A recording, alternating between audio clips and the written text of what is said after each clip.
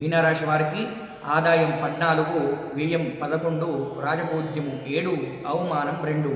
ఈ సంవత్సరం మొత్తం ఆదాయంతో పాటు ఖర్చులు కూడా అధికంగానే ఉంటాయి.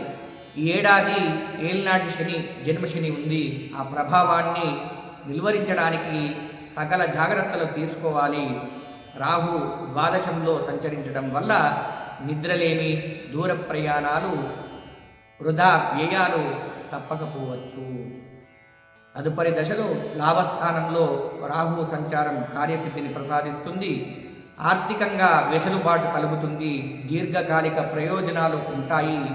జూన్ 2 నుంచి అక్టోబర్ 31 వరకు గురువు పంచమంలో ఉచ్చస్థితిలో సహకరించడం కలిసొచ్చే విషయం అని చెప్పవచ్చు.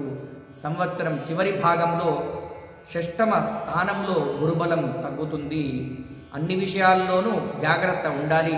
దక్షిణామూర్తి స్తోత్రం, గురుగ్రహ శ్లోకం చదువుకోవాలి. విష్ణుమూర్తి ఆలయాన్ని సందర్శించాలి. హనుమంతుని స్తోత్రం పఠిస్తే వీరికి అంతా శుభాలే కలుగుతాయి.